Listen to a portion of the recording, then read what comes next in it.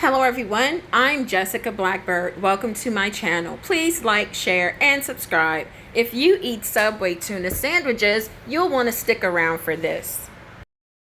Hello everyone, I'm so sorry about the previous Subway video. I had no idea that there was no sound, so I'm making the video again. So according to Fortune, we may be getting closer to solving the mystery of what's inside Subway's 100% tuna sandwiches, thanks to a California judge. This was posted on July 12th. So, the case of Subway's mystery tuna is turning a new chapter, potentially bringing the world closer to learning the answer to one of the strangest menu controversies in recent memory. The restaurant chain's 100% tuna items have been the subject of intense debate for several years, with various reports and lawsuits making assorted, often conflicting claims about what is actually in Subway's tuna sandwiches. And the latest twist, a federal judge in California ruled last week that a lawsuit accusing the restaurant chain of not actually using tuna in its 100% tuna menu items can proceed, rejecting Subway's request to throw out the lawsuit. The lawsuit was brought by two San Francisco residents who initially argued that the packaging used on Subway's tuna products was misleading consumers. The plaintiffs alleged that these products were actually a mixture of various concoctions, although at the time they did not specify what these concoctions were. The plaintiffs later amended their case in June when they instead accused Subway of unsustainable fishing practices. In November, the plaintiffs amended their argument for a third time. So the lawsuit started last year and it's ongoing, saying that the Subway sandwiches and wraps are bereft of tuna, and the company had instead been using ingredients including other fish species, chicken, pork, and cattle.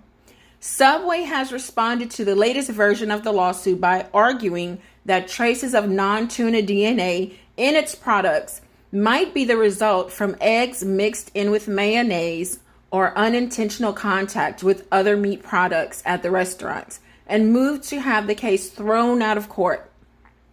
Although the judge's latest ruling means that the lawsuit will continue. Subway has strongly rebuked the claims as meritless since the first lawsuit, even creating a tuna facts page on its website.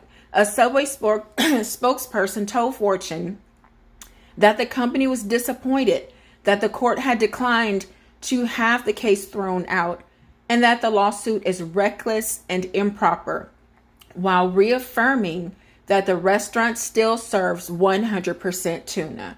We are confident that Subway will prevail when the court has an opportunity to consider all the evidence, the spokesperson added. The lawsuits have kickstarted a wave of independent investigations into what Subway sandwiches are actually made of. In June 2021, a New York Times reporter sent samples of a Subway tuna sandwich to a food sampling lab in California, which found less than encouraging results for Subway. The lab concluded that the sample's contents were either so heavily processed that whatever we could pull out, we couldn't make an identification, or we got some and there's just nothing there that's tuna. But a separate investigation conducted by Inside Edition magazine found different results, with a Florida lab saying that tuna was definitely in all three samples we received. The case of the dubious tuna is not the first time Subway has found itself in hot water over the quality of its products or the truthfulness of its labels. In 2020, the Irish Supreme Court ruled that the bread used to make Subway sandwiches was not actually real bread, or at least could not legally be called bread because of its high sugar content that exceeded official limits. The court ruled that Subway's rolls should be classified as confectionery instead. You guys, So many people use Subway sandwiches and salads as a tool for weight loss. So they're defeating the purpose, really, because if the bread is so high in sugar, then they're consuming way more calories and way more sugar than they thought they were. So yeah, Subway needs to answer to all of this. And to be honest, every Subway that I've ever gone to, and I do like the Subway tuna sandwiches, but with lots of veggies. I haven't eaten Subway since 2020, beginning of 2020. But the tuna always looks watered down and full of mayonnaise.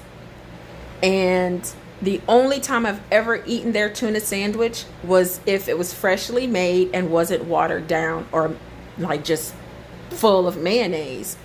So I'm going to stick around and keep seeing where this court case is going to go, because I want to know what's in the damn tuna. I hope you guys want to know too, because I'm going to keep you informed once this goes to court. There was another study done at UCLA that found some tuna, but other animal and fish species also. So Subway, you have some answering to do. Let me know what you guys think and your Subway experiences with their tuna in the comments. Let's talk about it. Don't forget, like, share, and subscribe. And I'm so sorry about the first Subway video. As I was checking the video, the sound was there, but something happened between the time that I checked it and I posted, and the sound was completely gone. So thank you to ladies or subscribers for letting me know in the comments. That's why comments are so important. Let's talk about this. See you there.